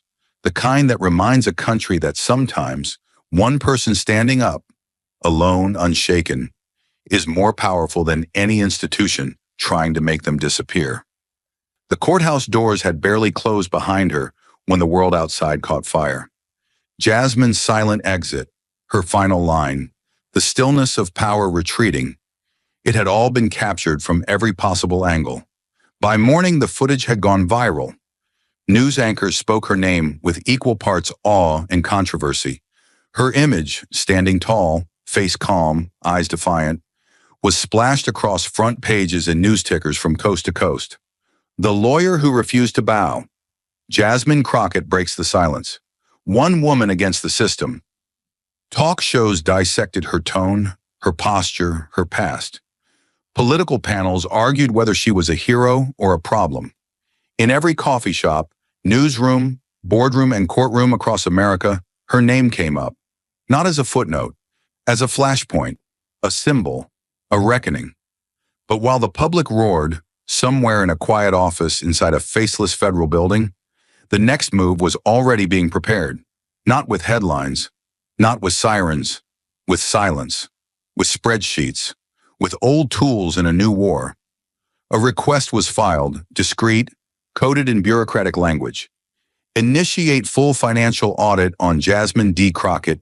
Expedite. It wasn't a surprise, not to Jasmine. She had woken up to the noise, the messages, the calls, the praise. But she also woke up to something colder, a single text from someone inside the system she trusted, only 4 words long. They've opened the books. And she knew exactly what that meant. While millions watched her as a symbol of defiance, the machine was already working to turn her into a target. Not in the courtroom, on paper, quietly, legally, strategically. Every donation to her legal fund, every client payment, every past tax filing, housing record, business connection. They would scour for mistakes, not for justice, but for leverage. They wouldn't silence her with cuffs or gags this time. They would try to drown her in questions, grind her down with audits, bleed her dry with process. Jasmine sat in her apartment, a modest place high above the city noise, blinds drawn, phone buzzing nonstop on the table.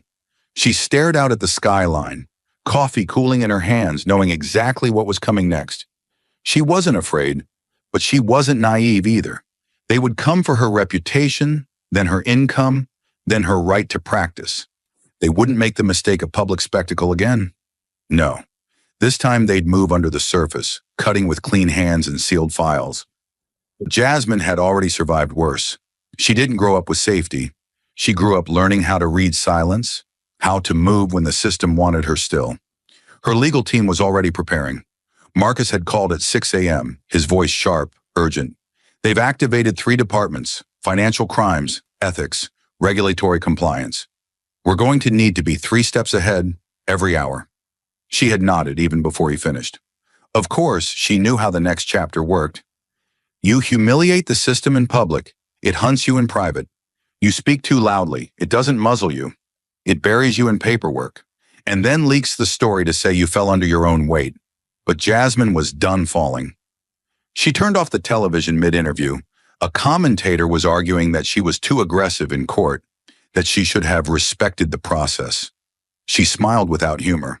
The process had never respected her, or her clients, or her community. She wasn't just a lawyer, she was a mirror. And what she reflected back to the country made a lot of people uncomfortable. Not because it was wrong, but because it was undeniable. By midday, her name was trending. Kanasa stand with Jasmine, courtroom courage. But with the praise came the shadows. Old cases re-examined, tweets dissected, former classmates contacted by media outlets. Anonymous accounts started circulating conspiracy threads. Someone had even started an online petition to disbar her, filled with vague language about professional misconduct and radical courtroom behavior. She'd seen it all before, just not aimed at her. Not like this. Not with this level of coordination. Still, Jasmine didn't flinch. She went back to her desk. She pulled up her files. She made her calls. Because survival in this game didn't come from rage. It came from precision, from knowing that every move she made would now be watched, twisted, used, and still moving anyway. Because they didn't come after you this hard unless you hit something real. Unless you made them bleed. And Jasmine Crockett had made them bleed. Her inbox was flooded with stories, people writing in from across the country. Teachers, factory workers, small business owners, students. They tried to fire me for what I said. They silenced my report. I saw the same thing happen here. Some messages were angry, others grateful.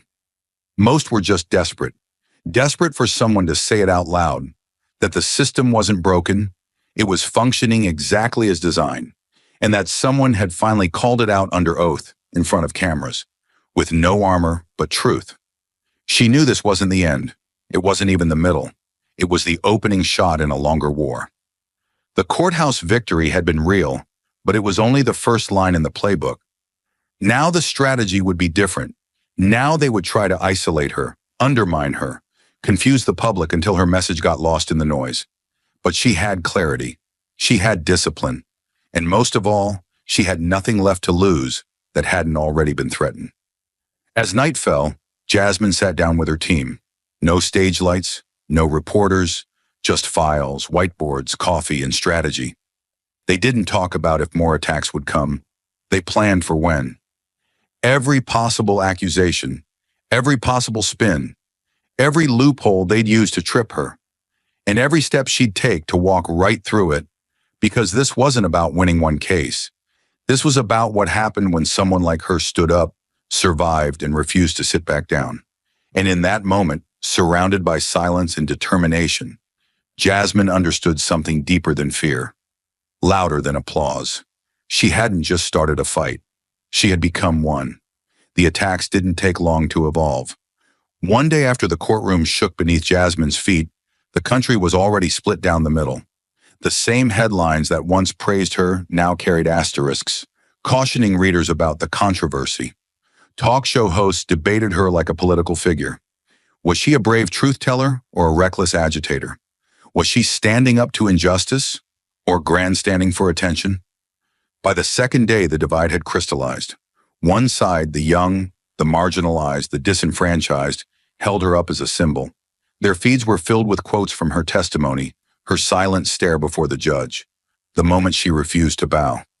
She didn't just fight the system, she exposed it, one post read, viewed over 8 million times.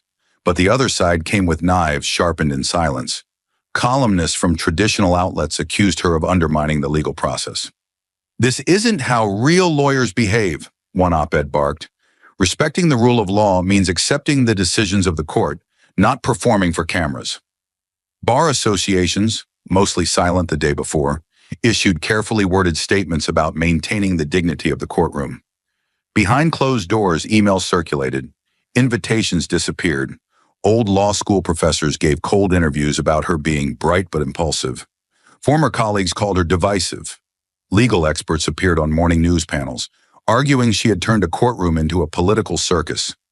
No one mentioned the fine. No one mentioned the attempted federal detainment.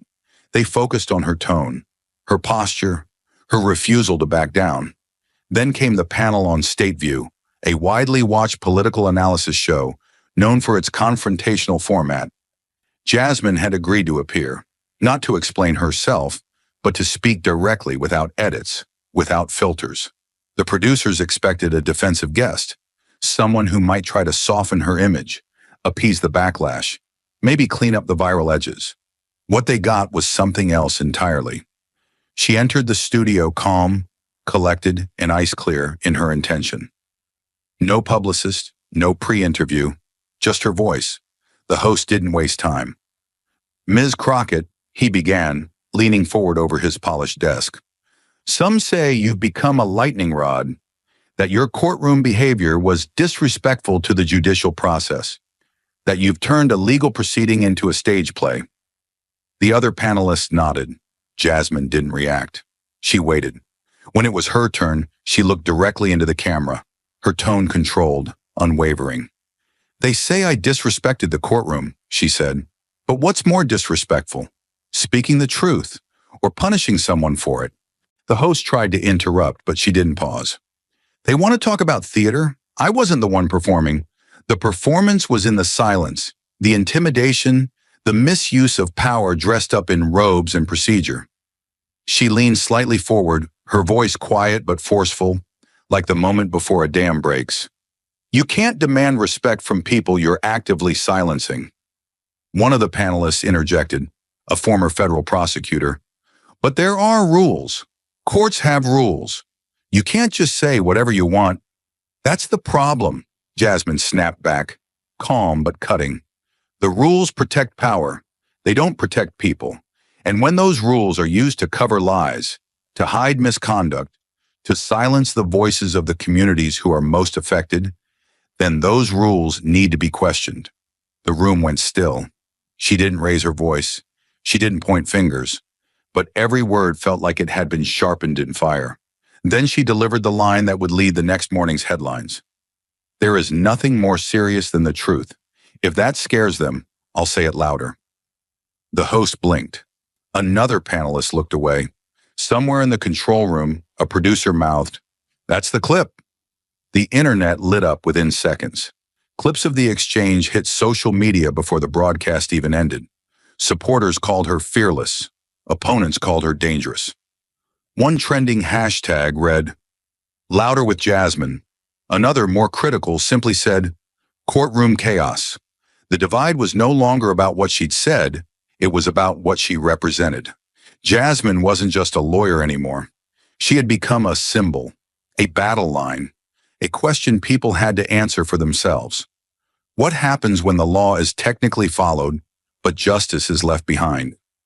She walked out of the studio the same way she had walked out of the courtroom. Shoulders back, no security, no entourage, just herself. But even as the city lights flickered outside and her name trended online, Jasmine knew the praise was not protection.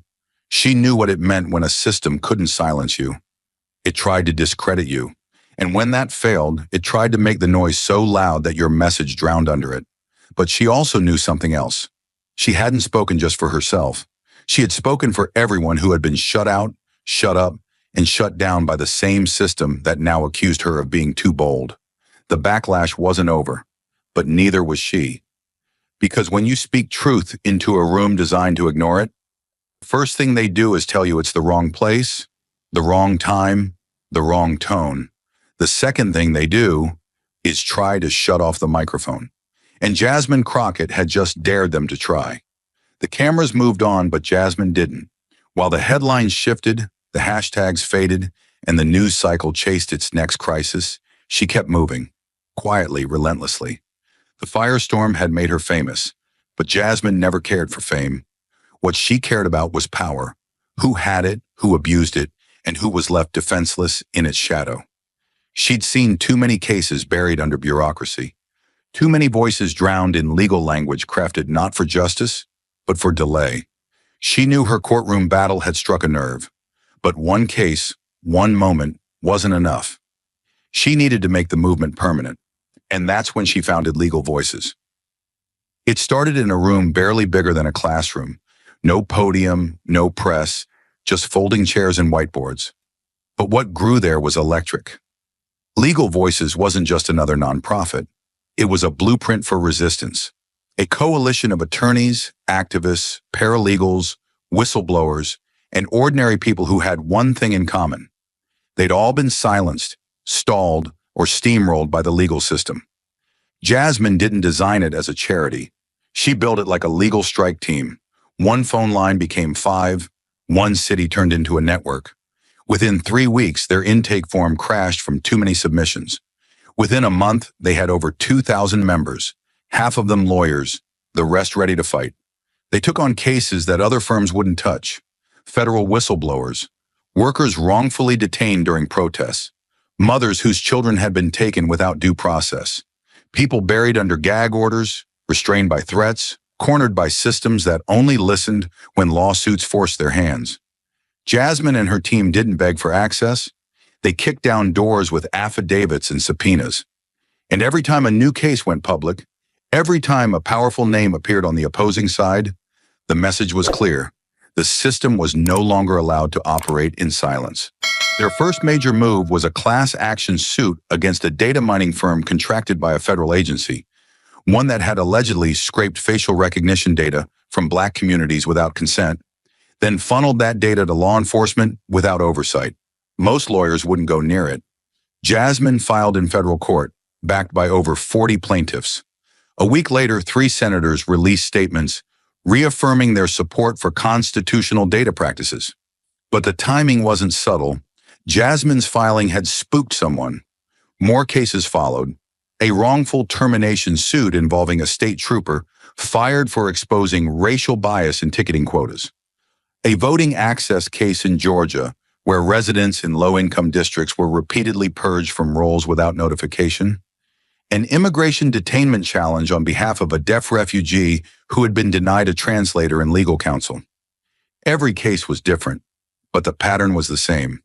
Legal Voices was giving people a weapon they'd never had before. Representation with nothing to lose. The backlash was swift. Anonymous complaints were filed against her law license. Her offices were audited, twice in the same quarter.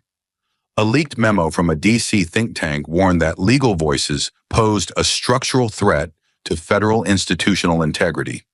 News anchors started using phrases like rogue litigation and weaponized advocacy. But Jasmine didn't flinch. The louder they got, the more people signed up. Law students started sending resumes with handwritten notes. "I'm ready to fight." Retired judges emailed her at midnight to say, "Keep going. We were never allowed to." By the time Legal Voices held its first national summit, under tight security and live stream blackout, it had over 10,000 active members. They weren't just in courtrooms. They were in boardrooms, city councils, school districts. They were teaching people how to file FOIA requests, challenge illegal ordinances, and demand discovery. This wasn't just legal reform. It was civil resistance through paperwork, and it was working. Behind closed doors, government officials started asking uncomfortable questions. Who's funding her? Why won't she back down? Why does every challenge she files seem to go viral? Pressure built slowly, like steam in a sealed room. Jasmine heard whispers of task forces, counter-narratives, efforts to discredit her clients. But they didn't have a playbook for this. She wasn't running for office. She wasn't chasing headlines. She had no political affiliation, no donor leash, no corporate board. She had nothing they could control, and that terrified them, because for the first time, the people who were supposed to be afraid weren't. They were suing back. They were writing their own briefs. They were showing up in court not to plead, but to challenge. And every win, no matter how small, made the system flinch. One night, Jasmine stood alone in the office, lights dimmed, reading through a handwritten letter from a woman in Mississippi who had fought a corrupt housing eviction with Legal Voices' help. They told me not to bother fighting, that I'd lose, but I didn't lose. Because of you. Jasmine folded the letter, tucked it into her coat pocket, and looked out at the city below. The war wasn't over, not by a long shot, but for the first time, it wasn't one-sided. The government had always known how to silence individuals. What they hadn't counted on was Jasmine building an army. Thought for 6 seconds, the first fissure appeared on a Monday morning, barely 3 months after Legal Voices had opened its second field office. A young paralegal named Evan Mays, bright, ambitious, freshly minted from Harvard Law, walked into the bullpen, packed his messenger bag, and announced he was resigning for ethical reasons. Most departures in a nonprofit happen quietly, but Evan made certain everyone heard. He spoke loudly about mission drift and questionable priorities, enough to seed doubt among interns who idolized him. By lunch, his desk was already cleared, and by dusk, he sat across from a primetime cable host, his expression carefully measured to project reluctant concern. On live television, he claimed Legal Voices cherry-picked cases to target agencies that generated the biggest headlines, not the greatest need. His words were clipped, precise, disguised as heartbreak. I still admire Jasmine, but I fear she's losing sight of true justice. The network framed his interview under a crimson banner. Former insider sounds the alarm. Within hours, the clip racked up 3 million views, and Question Jasmine trended alongside Stand with Jasmine. For the first time, the organization's internal Slack channels buzzed with uncertainty rather than momentum, and Jasmine knew an orchestrated campaign had begun. 3 days later, an anonymous email blasted out to every major law review editor in the country. Attached was a single screenshot, a snippet of a Legal Voices case strategy memo, allegedly instructing researchers to prioritize lawsuits against federal defendants for maximum media impact. No context, no header, no authentication. But the timing was lethal. 48 hours after Evan's televised exit, the leak looked like corroboration. Law professor blogs seized on it, framing Jasmine's group as litigation populists who treated federal court like a stage. A respected constitutional scholar tweeted that Legal Voices threatened the integrity of adversarial practice, and his thread was shared by senators who had stayed silent during Jasmine's initial firestorm. Inside the office, junior attorneys who had never met a press deadline found themselves fielding calls from Pulitzer-chasing reporters. Donors froze new contributions, requesting written reassurance that funds weren't being funneled into, quote, agenda-driven show trials. The accusation was absurd. Every case budget was public. But doubt is a contagion. It spreads fastest among people who want desperately to believe they're on the moral high ground. Then came the financial hit. A legacy foundation that had pledged $500,000 for 3 community clinics suddenly reevaluated its grant, citing concerning media reports. Jasmine read the email twice, its language both apologetic and final, then forwarded it to Marcus with one line. They're squeezing the purse strings. Within a week, 2 other institutional donors placed their gifts on hold pending internal review. This was no spontaneous crisis. It was a coordinated intelligence cut. Starve the operation of funds, force layoffs, watch morale collapse. Jasmine, however, had grown up in a neighborhood where everything of value was always under threat. Funding, dignity, even silence. Starvation tactics didn't scare her. They clarified the battlefield. She convened a leadership summit at 7 a.m. No caffeine excuses, no remote logins. Every department head sat around a scarred oak table salvaged from a shuttered community library, ready for marching orders. Jasmine opened the meeting not with a speech but a question. What do you fear the most right now? One by one, staffers admitted the obvious. Smear campaigns? Donor flight? Infiltration? She listened, jotting nothing, eyes steady. When the last person finished, she spoke. Voice low, slow, deliberate. They think fear is leverage. They think doubt is poison. Let's make it our map. She outlined a counteroffensive in 3 phases. radical transparency, internal resilience, and legal retaliation. First, she announced a voluntary, line-by-line forensic audit by an outside firm ranked among the Big Four. All books, all ledgers, all payroll, open to public inspection within 30 days. Second, she launched an internal firewall initiative, cross-training staff in multiple roles so that if one office or one person failed, the mission flowed around the damage like water. Third, she greenlit a defamation suit, painstakingly crafted, against the network that broadcast Evans' interview, demanding retraction or proof. The room exhaled. Fear hadn't vanished, but purpose had eclipsed it. While auditors combed through QuickBooks and bankers' boxes, Marcus traced the leak's digital fingerprints. It led to a private server registered in Delaware to a shell consultancy that counted several federal contractors as clients. Circumstantial, but telling. He compiled a dossier, IP hops, timestamps, link correlations. It read like a spy novel, and that was the point, to show staff that the sabotage was real, not paranoia. Jasmine circulated the dossier in an all-hands email, titled Know Your Enemy. She ended it with a single sentence. Our credibility is our armor. Shine it. Staff who had felt shaky now forwarded the email to colleagues with digital fist bumps. Momentum, once cracked, snapped back into place, but the opposition escalated. A second whistleblower emerged, a data analyst claiming Legal Voices manipulated plaintiff narratives for sympathy. He posted blurry photos of case files on an encrypted social platform, alleging proof of story coaching. Mainstream outlets picked it up within hours. When reporters called, Jasmine was ready. She invited them to the office, handed out sanitized copies of the full deposition transcripts, and allowed journalists to sit in on plaintiff prep, under strict confidentiality, so they could judge for themselves. 5 outlets accepted. 3 ran follow-up pieces praising the organization's rigor. 2, curiously, published nothing. Silence that said everything about editorial pressure. Still, whispers persisted, so Jasmine played her next card. An open forum town hall live stream. No moderators, no pre-screened questions. Viewers could dial in, state their name and city, and ask anything. Funding, strategy, motives. Over 80,000 tuned in live. Hundreds queued questions. Jasmine answered each with forensic calm, citing ledger pages, docket numbers, statutes. When a caller accused her of using black pain for clout, she thanked him for the bluntness, then posted a link in the chat to Legal Voices' compensation policy, proving she drew a salary below market median. The transparency disarmed skeptics and enraged detractors, who now had fewer shadows to exploit. Internally, trust needed fortification. Jasmine instituted a rotating buddy audit system. Every team audited another team's work quarterly. Not punitive, preventative.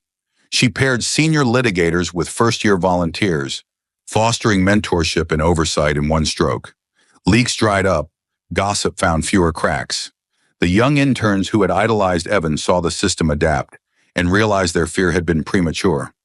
One of them, a soft-spoken first-gen college student, slipped Jasmine a note after a briefing.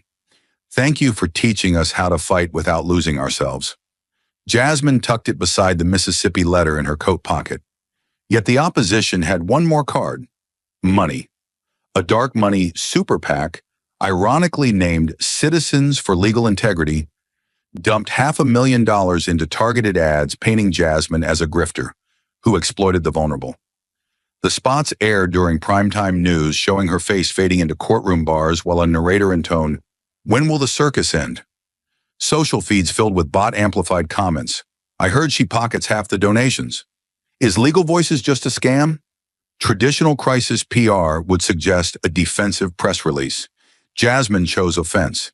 She bought a single 60-second slot on the same networks, but instead of talking, she scrolled the organization's full financials on screen. Real ledger entries, timestamp donations, and expenditure categories, while a caption read, "Facts don't fear scrutiny." The ad cost $90,000. The earned media from outlets covering the audacious transparency stunt was valued at $4.2 million. ROI wasn't a buzzword, it was a knockout punch. On the ground, Legal Voices kept winning. A district judge allowed full discovery in the data mining case. The whistleblower trooper's settlement talks gained traction, forcing the state attorney general to the table. When employers tried pressuring employees to drop suits, legal voices filed immediate retaliation claims and won injunctions within days. Each legal victory weakened the smear narrative. Results speak louder than rumors. But victories drain resources, so Jasmine turned to crowdsourcing in a way nonprofits rarely dared. Itemizing legal costs case by case, letting supporters choose where their dollars fought. People responded with small, relentless donations, $5, $10, $25. The donor freeze lifted. Grassroots funding surged. Sabotage, though, often hides behind friendly faces. An older attorney named Gordon Race, once a mentor to Marcus, applied for a senior counsel position. His resume was flawless, his references glittered. Jasmine, however, trusted patterns more than credentials. A background check revealed he had met with a lobbyist for a federal defense contractor, the same contractor tied to the Delaware shell server. She declined his application without public comment, then forwarded the findings to an investigative journalist. 2 weeks later, the lobbyist was indicted on unrelated corruption charges. His name splashed across the same networks that had attacked Jasmine. Even in victory, she took no public credit. Silence sometimes carried sharper edges than triumphalism. By late spring, the crisis that was supposed to break legal voices had hardened it. Staff turnover stabilized at under 3%. Auditors completed their review, issuing an unqualified, clean opinion with rare commendations for transparency. Jasmine published the entire audit on the group's homepage, buried no details, and pinned it to every social feed. Opponents shifted tactics again, now claiming she was self-righteous, performative, addicted to the spotlight. But narrative fatigue set in. The public had moved on from gossip to results, and results favored Jasmine. One evening, Marcus found her alone in the office kitchen, rinsing a coffee mug at 11 p.m. The motion sensor lights flickered overhead. He asked if she was tired. She said yes, but that tiredness was just proof of motion. He said the smear campaigns would likely regroup. She nodded, handed him the mug. Heads, they smear, she said, flicking an imaginary coin. Tails, they smear. Same coin, Marcus. We can't stop them flipping it. We can only break the hand that holds it. He'd never heard her talk about destruction. It wasn't rage, just clarity. The next morning, Jasmine sent a memo to all staff. Resilience is our offense. Transparency is our defense. Mission is our compass. 3 lines, no signature. It became a screensaver in every field office. Printer paper on every bulletin board. A mantra whispered during late-night filings. Opponents still circled, but every new blow landed softer. They had aimed at cracks. Jasmine had sealed them with disclosure and discipline. They had aimed at ego. She met them with data. They had aimed at division. She answered with community. Legal Voices wasn't fragile anymore. It was tempered steel. By the time summer hearings opened on Capitol Hill about data privacy, Jasmine was no longer merely a witness. She was referenced in draft language of a new bill protecting civilian biometric data. Her detractors tried to protest, but their sound bites felt tired against her track record. When a senator asked her to define the essence of Legal Voices in one sentence, she didn't choose a slogan. She chose a promise. We make silence expensive for those who profit from it. Reporters scribbled it down. Lobbyists frowned, and somewhere deep in a windowless conference room, the architects of the smear campaign realized they had miscalculated. Destroying Jasmine from the inside wasn't just hard. It was impossible, because she hadn't built Legal Voices as a hierarchy. She'd built it as a network. Cut one strand, and 10 more carried the load. The campaign to fracture her team had failed, but the lesson stuck. The fight wasn't about lawsuits or headlines. It was about endurance. Jasmine knew tomorrow would bring new tactics, cyber attacks perhaps, or legislative roadblocks. But resilience isn't static. It adapts, evolves, multiplies. So when she finally left the office at 1 a.m., city lights blinking like distant warnings, she wasn't worried. She was ready, because every day they spent trying to unravel Legal Voices from within, they reminded the nation of why it existed, and every lie they told only sharpened the truth she would speak next. The firestorm hadn't broken her. The courtroom hadn't contained her. And now Jasmine Crockett had entered the next phase, not by design, but by inevitability. Power follows truth, and Jasmine had spoken it loud enough to rattle the walls of institutions built to ignore it. She didn't seek out the spotlight. She didn't chase microphones. But as her courtroom victories mounted and legal voices swelled into a national force, one truth became impossible to deny. Jasmine wasn't just changing cases. She was changing the conversation. It began quietly, an invitation to speak at Columbia Law, then Yale, then Georgetown. At first, she declined. She was too busy litigating, organizing, building infrastructure to protect the people no one else would touch. But it was Marcus who said it. "You've already won on the ground. Now it's time to win in the air." He meant the narrative, the idea, the battleground of perception, and Jasmine understood that better than anyone. She finally said yes. Her first lecture wasn't a lecture at all. It was a warning wrapped in testimony. "The courtroom is no longer neutral," she told the packed auditorium. "It bends toward whoever can afford to bend it." She didn't shout. She didn't preach. But her voice, measured and exact, felt like a scalpel against the polished quiet of academia. The audience sat frozen, not because they disagreed, but because someone had finally said it plainly. Her words were shared across social platforms before she even stepped off stage. Within days, her inbox was flooded, not with praise, but with invitations. And more importantly, with questions. How do we fix this? She answered by showing them. Jasmine didn't become a professor. She became a blueprint. Every university she visited, every panel she joined, she left behind a set of tools. Policy guides, litigation templates, know your rights kits written in plain language. She called it portable power, legal self-defense for communities that couldn't wait for courts to care. It wasn't about fame, it was about force multiplication. Within months, grassroots legal clinics began adopting the Legal Voices model in 3 states, then 10. Local attorneys reached out to partner. Judges started quoting her language, quietly without attribution, but unmistakably. That's when the political calls began. State senators asked her to review language on judicial oversight bills. A congressional staffer requested a closed-door briefing on civil liberties post-Roe. Jasmine took the meetings, not because she trusted them, but because she understood leverage. "They're not offering access," she told Marcus. "They're asking for cover." Still, she gave them what they needed, because the only thing more powerful than exposing corruption is forcing it to fix itself under pressure. Then came the national hearing, a high-profile session on legal access and federal accountability. Jasmine was asked to testify. Some said it was a trap. Others said it was a turning point. She treated it like both. In that room, lined with senators who'd never faced what her clients faced, Jasmine delivered the speech that would redefine her trajectory. "We don't need more law," she said. "We need the law to apply equally. The system isn't broken. It's working exactly as it was designed, and that design is the problem." She didn't blink. She didn't back down. And she closed with the line that would be clipped, quoted, and studied for years. "If the law can't serve the people who need it most, then it's not justice. It's a contract with the powerful." The fallout was immediate. Cable networks debated her overnight. Political influencers called her a rising disruptor. Editorial boards both praised and panicked. Jasmine ignored them all, because she hadn't gone to Washington to impress. She went to remind them who the law was supposed to serve. When a reporter asked if she planned to run for office, she didn't hesitate. "Why would I run?" she said. "The system already follows me." That clip alone rewrote her future.